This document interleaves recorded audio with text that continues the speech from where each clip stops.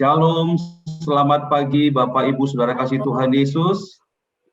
Shalom Bapak Ibu yang ada di Zoom, yang ada di Facebook, yang menyaksikan melalui live streaming di YouTube. Puji Tuhan. Kita percaya kita datang ke tempat ini untuk berjumpa secara pribadi dengan Pencipta dan Tuhan dan Juru Selamat kita.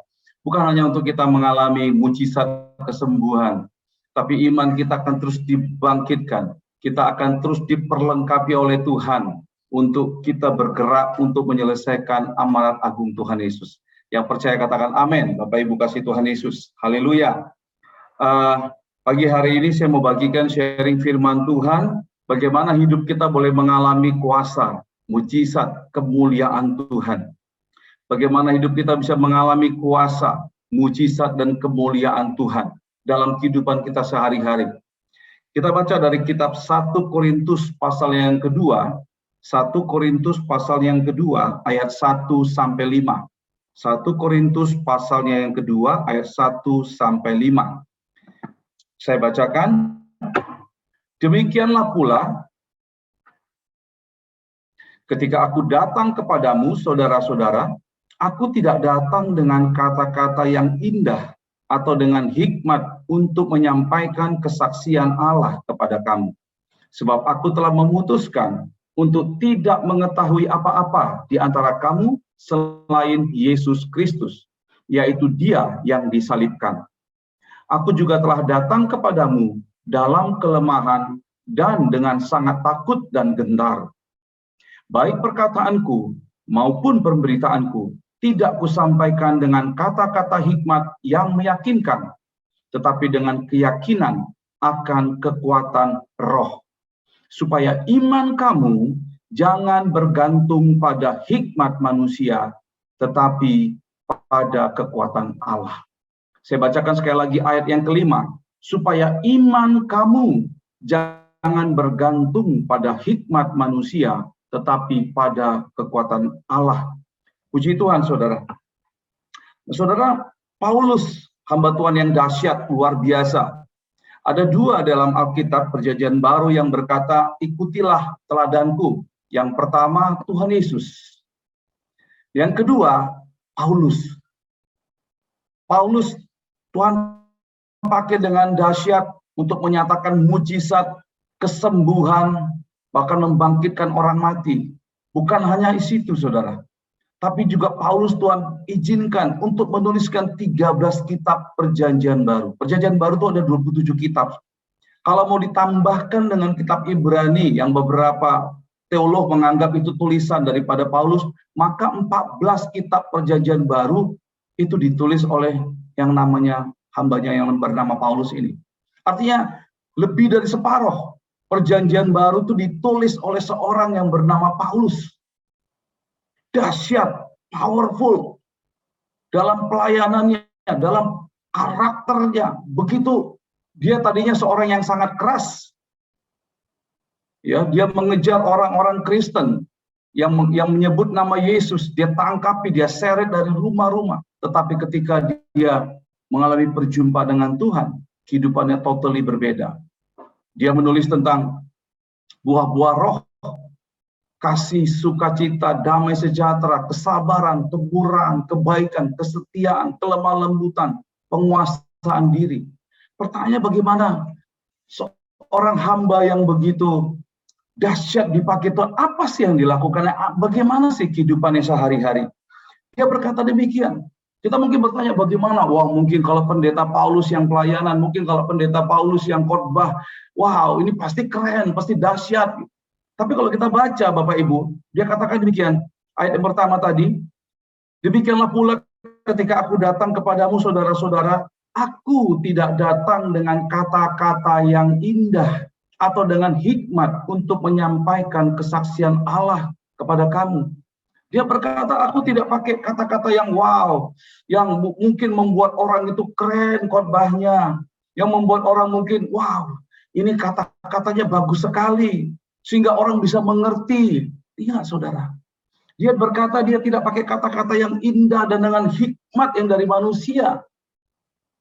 Mungkin redaksi kata-katanya nggak begitu teratur.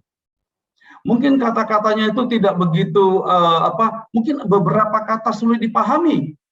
Dan memang Alkitab menyatakan Petrus menulis bahwa beberapa tulisan Paulus itu sulit untuk dipahami. Itu diakui oleh Petrus. Ya. Kemudian dia berkata demikian. Ya. Ayatnya yang ketiga, ini lebih luar biasa Bapak Ibu. Aku juga telah datang kepadamu dalam kelemahan dan dengan sangat takut dan gentar. Kalau sekarang saudara hamba Tuhan, itu dipilih tuh banyak saya lihat tuh, wah dipilih yang keren-keren mungkin penampilannya ya. Saya ngelihat pendeta-pendeta sekarang, wah keren-keren ya. Wah kadang-kadang seperti kayak artis Korea gitu ya. Kayak artis drama Korea, wow bajunya bagus-bagus ya. Wah penampilannya mungkin atletis gitu ya. Wah pakai jas, pakai apa gitu ya. Kemudian ditambah lagi mungkin sepatunya. Kadang-kadang saudara sekarang, saya lihat sekarang, wah pendeta sekarang diberkati melimpah ya. Wah pakai barang yang branded gitu ya. Ya kadang ditunjukin sedikit tali pinggangnya ada mereknya gitu ya. Dengan kata-kata yang wah dahsyat ya. Wow ditambah lagi mungkin pakai PowerPoint, multimedia. Wah gereja-gereja sekarang Bapak Ibu, wow benar-benar memanjakan jemaat. Memanjakan mata dan memanjakan telinga, termasuk memanjakan kulit gitu ya. Maksudnya apa saudara memanjakan mata? Wah itu tata cahayanya luar biasa. Wah mungkin tata suaranya, wah itu akustiknya, sound systemnya begitu lembut di telinga. Memanjakan kulit dengan kursinya yang empuk saudara ya. Pakai AC yang wah dingin, sejuk, enak gitu saudara. Ya, tetapi Paulus berkata apa? Aku datang dalam kelemahan dengan sangat takut dan gentar. Paulus tidak malu ketika dia datang dalam kelemahan, dalam gentar. Mungkin dia ketika datang, dalam bahasa Inggrisnya dikatakan bukan gentar, sebetulnya trembling. Trembling itu gemetar. Bapak Ibu bisa bayangkan kalau ada pendeta naik ke mimbar itu gemeter gitu ya. Gemeter gitu, kayak wah udah tua gitu, mungkin bajunya lusuh gitu ya. Mungkin kalau sekarang pendeta sebegitu mah nggak laku gitu ya. Ya, mungkin kalau ada pendeta demikian naik ke mimbar, mungkin kita berkata, wah ini pendetanya kurang keren ini. Mungkin jemaatnya ya dengar nggak dengar, mungkin beberapa mulai main HP gitu ya. Mulai beberapa ngobrol sendiri atau sebagian tidur gitu ya. Karena apa saudara? Kita sudah di jemaat sekarang kita sudah diarahkan secara nggak sadar oleh gereja yang berlomba-lomba untuk membuat pelayanan yang baik. Kita untuk memanjakan telinga kita, ya kita bergantung kepada hikmat daripada manusia. Nah ayat 4 Paulus berkata, baik perkataanku maupun pemberitaanku tidak kusampaikan dengan kata-kata hikmat yang meyakinkan, tetapi dengan keyakinan akan kekuatan roh. Paulus punya suatu keyakinan dalam diri dia. Paulus punya satu prinsip dalam diri dia, bahwa dia nggak bergantung kepada fisik dia nggak bergantung kepada knowledge pengetahuan dia nggak bergantung kepada pendidikan dia nggak bergantung kepada katanya, tetapi dalam roh daripada Paulus dia bergantung sepenuhnya kepada kuasa Roh Kudus yang tidak terbatas. Ayat kelima dikatakan supaya iman kamu jangan bergantung pada hikmat manusia, tetapi pada kekuatan Allah. Pada masa awal gereja, Paulus tidak mau membuat jemaat yang baru saja terbentuk, baru saja berdiri, itu bergantung kepada hikmat manusia. Ada yang berkata begini, kalau gereja pada masa gereja mula-mula, kalau pada waktu itu Roh Kudus diangkat dari gereja mula-mula, maka seluruh gereja mula-mula akan berhenti beroperasi, mungkin berhenti beraktivitas, karena mereka sepenuhnya bergantung kepada Roh Kudus. Ini hasil didikan daripada Paulus dan para rasul mula-mula pada waktu itu. Mereka nggak pernah berpakaian tertentu dengan gaya tertentu. Mereka semuanya mengajarkan jemaat untuk bergantung sepenuhnya kepada kerja Roh Kudus. Sehingga kata pada waktu itu kalau ini dibikin ibarat ya, kalau Roh Kudus tiba-tiba diangkat oleh Bapa di sorga, meninggalkan gereja mula-mula benar-benar berhenti, they don't know what to do. Mereka nggak tahu apa yang harus dilakukan. Mereka nggak tahu khotbah apa, pelayanan apa, melakukan apa. Nah, tetapi kalau gereja zaman sekarang, kalau Roh Kudus diangkat gereja zaman sekarang, 90% gereja masih bisa beroperasi. Halo saudara, sekali lagi saya ulang, kalau Roh Kudus diangkat dari gereja modern ini, zaman gereja sekarang ini, gerejanya masih tetap bisa beroperasi. Karena memang tidak mengandalkan kerja Roh Kudus, tapi hikmat manusia.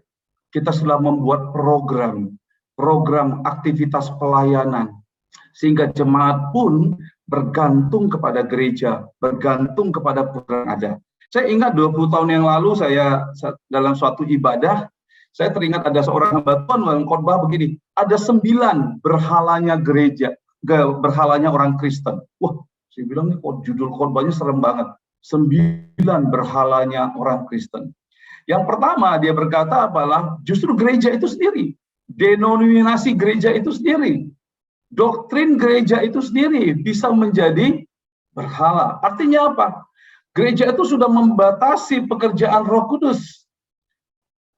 Kita saudara, tentu kita dituntun oleh Tuhan. Setiap gereja dituntun oleh Tuhan, setiap hamba Tuhan dituntun oleh Tuhan. Tapi kita jangan membatasi pekerjaan Roh Kudus.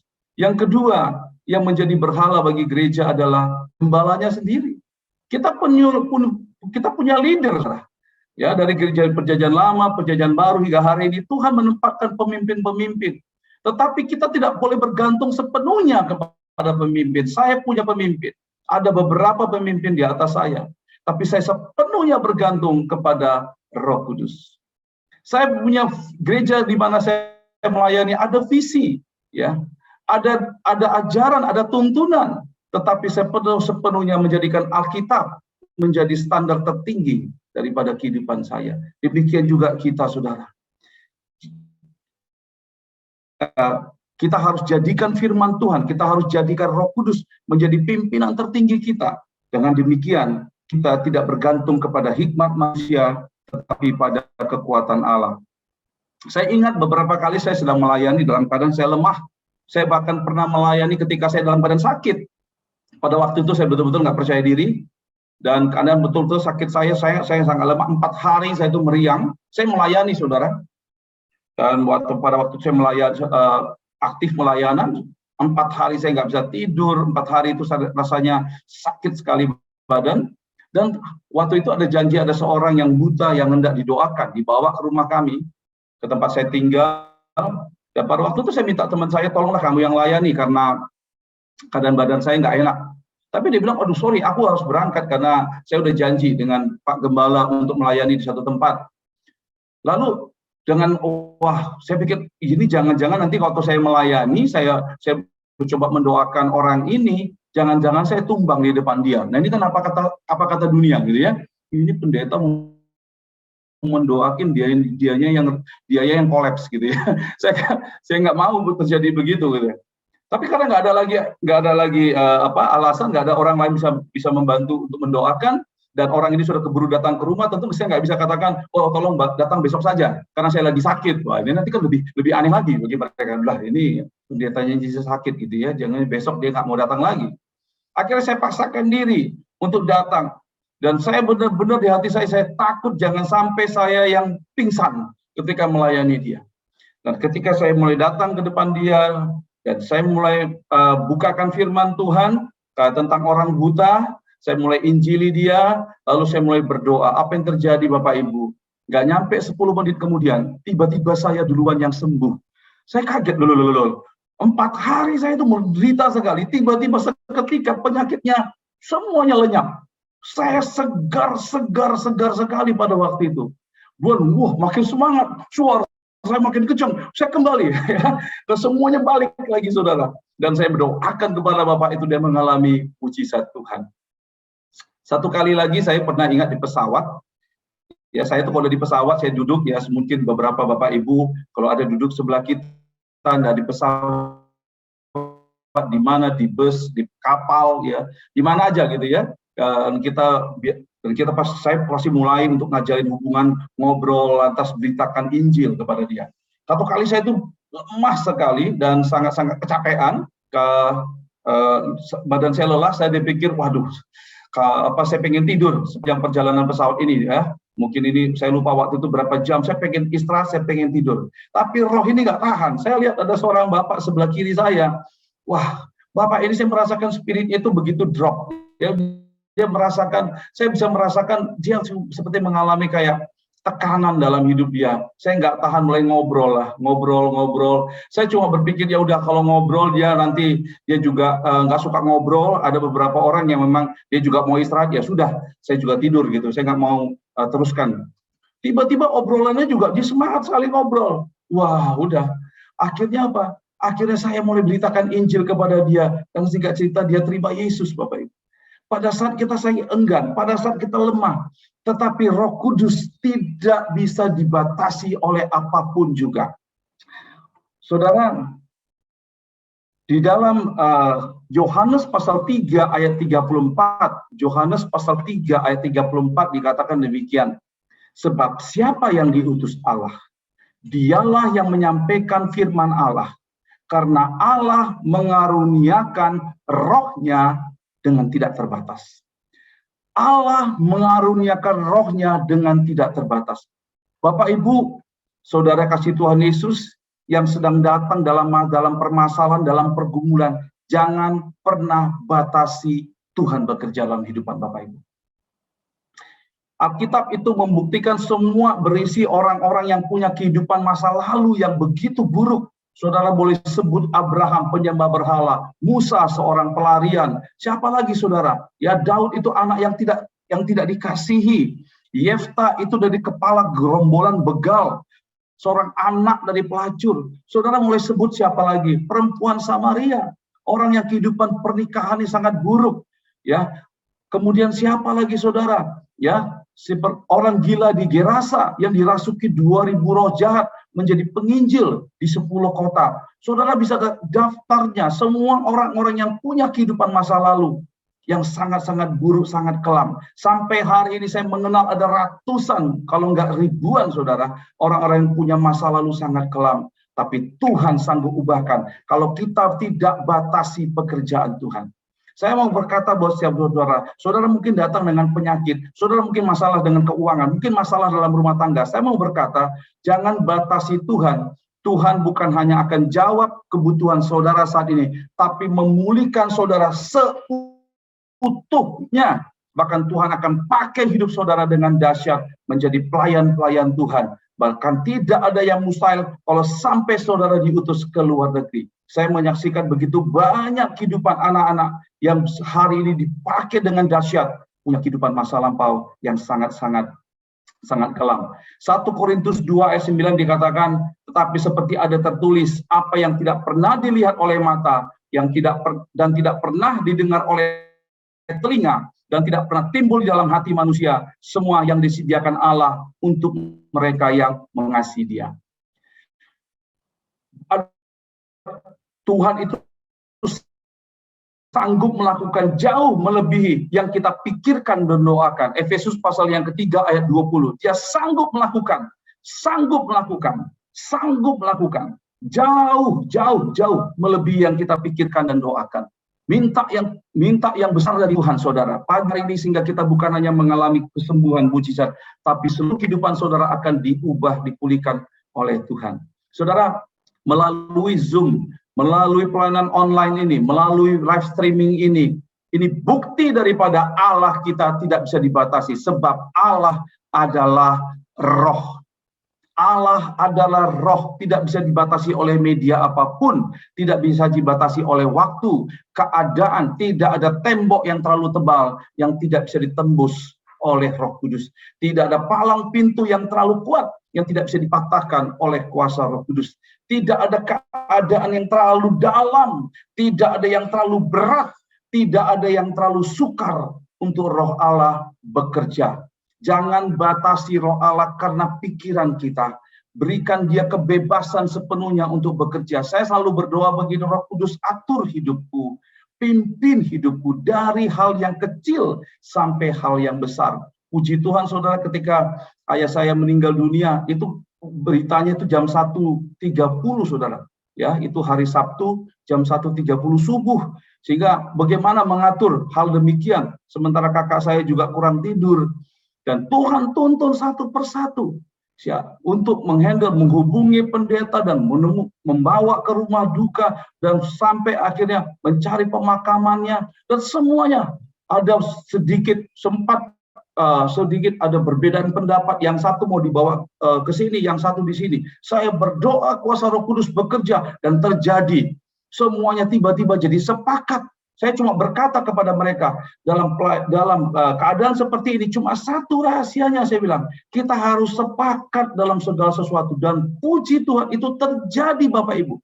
Dari acara ke demi acara, itu KKR setiap hari Bapak Ibu. Pujian penyembahan, kami menari di hadapan Tuhan. Hadirat Tuhan begitu kuat. Sampai di kuburan, pendetanya masih KKR, masih penyembahan. Kami nyanyikan, abang saya naik terakhir sebelum bapak saya ditutup dengan tanah, kita masih nyanyikan dimuliakan. Wow saudara, di tengah kuburan kita KKR, semua orang dijamah, semua orang dilawat oleh hadirat Tuhan. Saudara, Roh Allah bekerja dengan dahsyat saudara. Kalau jangan batasi pekerjaan Tuhan. Tuhan, apapun keadaan rumah tangga kita, Tuhan sanggup angkat mereka, sanggup pulihkan pernikahan Tuhan. Mungkin hubungan gak baik, Tuhan sanggup. Jangan batasi kuasa Allah bekerja. Puji Tuhan, puji Tuhan. Saudara,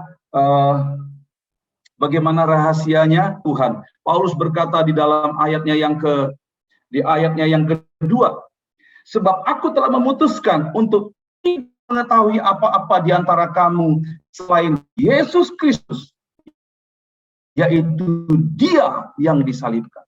Paulus memutuskan, I have decided, aku telah memutuskan, aku nggak mau tahu yang lain selain kepada Yesus yang disalibkan. Sebab dari salib Yesuslah mengalir kasih karunia Tuhan, mengalir keselamatan, mengalir kesembuhan, mengalir pemulihan, mengalir kekuatan, mengalir berkat dari surga dari salib Yesus.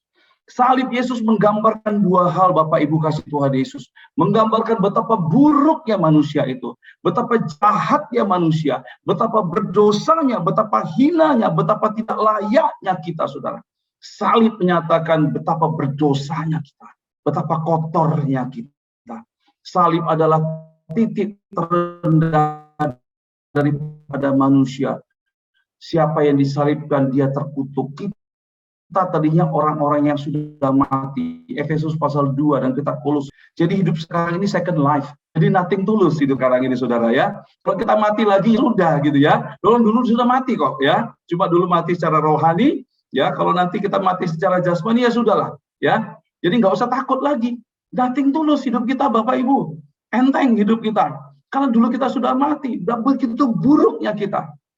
Tetapi salib juga menggambarkan puncak kebesaran Allah. Saya mau berkata Bapak Ibu, puncak kebesaran Allah bukan ketika dia menciptakan langit, bumi, dan segala isi yang begitu luas. Saudara, jagat raya model kayak kita ini, galaksi Bima Sakti yang ujung-ujungnya ya Pluto gitu ya. Ini ada miliaran seperti ini. Betapa luasnya jagat raya ini. Itu ciptaan Tuhan. Tetapi Bapak Ibu kasih Tuhan, kebesaran Tuhan bukan dari karena ciptaannya, bukan karena dia bisa mengubah air jadi anggur, bukan karena dia bisa berjalan di atas air, bukan karena dia bisa membangkitkan yang mati, bukan karena dia bisa membelah laut merah, bukan memancarkan air dari batu karang, bukan karena dia sanggup terhubungkan tembok Jericho, bukan saudara. Kebesaran, puncak kebesaran Tuhan ketika dia rela mati di kayu salib bagi manusia. Yang percaya katakan amin Bapak Ibu. Paulus berkata, aku tidak mau mengenal yang lain kecuali selain Yesus Kristus, Dia yang disalibkan. Pagi ini arahkan hati kita kepada salib Tuhan Yesus dan terimalah apa yang telah Tuhan sediakan di kayu salib. Kita berdoa. Terima kasih Tuhan Yesus, terima kasih. Engkau dahsyat, Engkau luar biasa, Engkau ajaib, Engkau mulia ya Tuhan. Pagi hari ini kami mau berkata sama seperti Paulus berkata, kami tidak mau mengetahui apa-apa selain daripada Yesus Kristus. Dia yang disalibkan. Biarlah ya Tuhan, dari tahta-Mu mengalir roh yang tak terbatas. Roh yang tak terbatas mengalir ya Tuhan. Jauh melebihi yang kami pikirkan dan doakan. Tidak ada yang membatasi kami. Kami tidak memerlukan hikmat manusia ya Tuhan. Oh Tuhan, dengan melalui Zoom secara online Tuhan, tidak ada membatasi Engkau ya Tuhan. Kami hadir pagi hari dalam ruang doa Harvest Academy dengan iman, dengan percaya Roh-Mu bekerja, bukan dengan kuat dan gagah kami, dengan segala kesederhanaan. Mungkin di antara kami datang dengan kelemahan, datang dengan takut dan gentar, tapi kami tidak mengandalkan hikmat manusia, tapi kami bergantung kepada kekuatan Roh Kudus. Roh Kudus mengalir saat ini ya Tuhan. Di dalam nama Tuhan Yesus Kristus, mengalir di tempat ini ya Tuhan. Kerjakan sebebas-bebasnya apa yang Engkau kehendaki ya Tuhan. Di dalam nama Tuhan Yesus kami berdoa. Bersama kita katakan amin, amin, amin.